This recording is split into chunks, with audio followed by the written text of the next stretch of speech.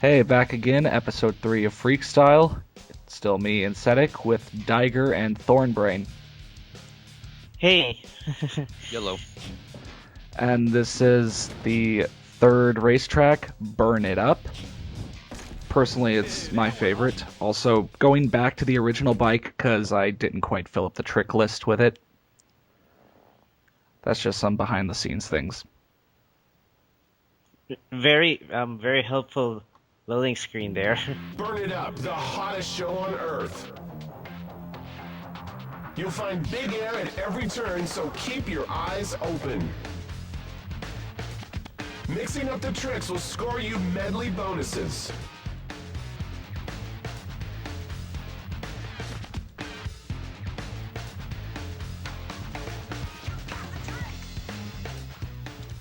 Just from the overview, you can see we actually have huge jumps finally, which the game's been missing. You think you can hang with me, racer boy? Your tricks are no match for my superior racing.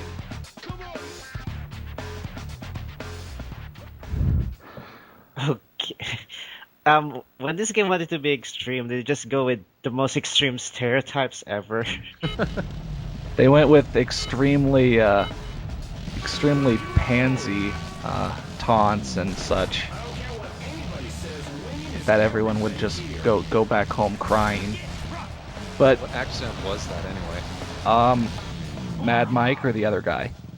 The other guy. The other guy is sort of the super confident, arrogant person on the racer list. So I asked what the accent was. I don't know if he has like a regional accent or something. He sounded a bit British to me, but I'm not like an expert at British accents or anything. Yeah, I literally am in the middle of America, so I don't know all those sorts of accents. But all right, this course, big jumps all the way down, like 2 or 3 big jumps all the way down to the bottom, and then a stupid tree that is impossible to jump through, and then work your way back up. So the first part of that is like what, fun sports games should be. Like how SSX tracks are, like how downhill domination tracks are. Freekstyle sort of doesn't know if it wants to do that or be more circuit-based, tracks that are basically all at the same, all basically the same altitude and you just go in a circle. I obviously enjoy the former more than the latter. Yeah, I can see that then. Maybe it's just me, but I think this game seems even a bit lazier than, I have to say, downhill domination. At least with downhill domination, when racers wipe out, they really wipe out. Here, you're just flying off a bike and just flailing very weakly, like you're just, I don't know, you just woken up from a nap or something. Yeah, you've got the one animation that plays over it instead of the ragdoll physics.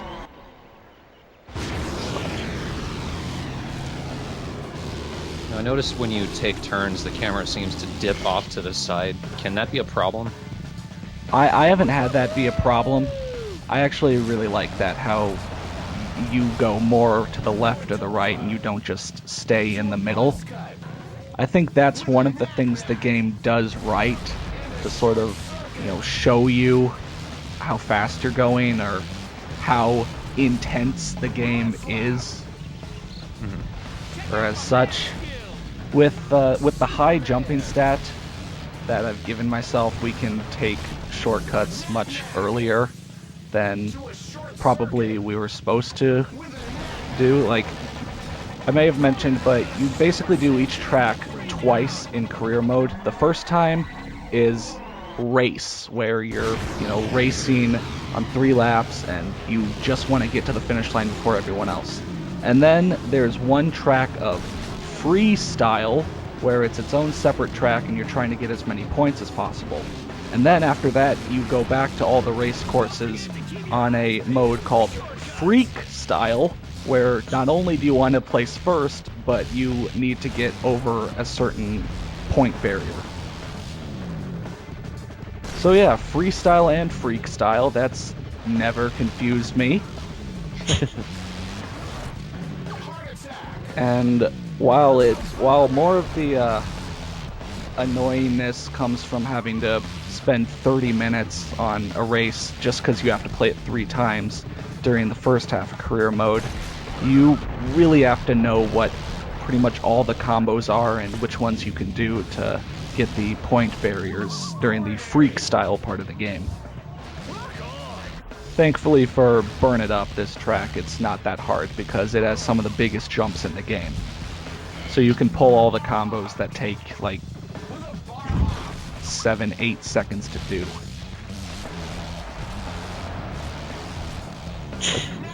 I feel like this game is just trying too hard to be extreme, even with the whole pointing out caution and all the fire everywhere. It's the fire, the explosions upon every jump. I wouldn't call it extreme, just high temperature. All the things you can break that give you 10 points. Another thing, the game wants you to break stuff. Sorry, I thought of that stupid Limp Bizkit song when I said that. Ugh. The game wants you to smash things, but it gives you so little points for that and they're not really on the actual racetracks. You have to drive like off the track, and then you get slowed down for a while, and That's some big error. then you hit an environmental hazard and fall off your bike. And here I can finally show off, if you crash, it resets you a ways back. oh wow. 4 to 5 seconds. And of course that's because you're going 0 miles an hour instead of 90. But it just feels a bit unforgiving, especially compared to other games where if you wipe out, it basically sets you right where you were. So it doesn't feel like you lost too much time.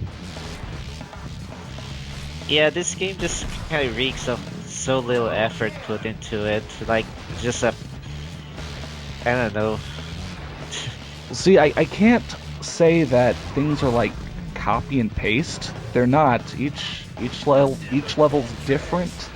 I mean, of course, in a game like this, the whole trick system has basically been stolen. But then again, that's been the same across a lot of other games. But in the areas where they had to build their own stuff, it seems new. It's just the whole engine. I think it's more with the engine and with kind of the sluggishness that gets you.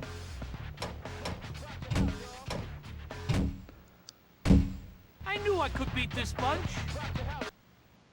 Also, another bonus clip.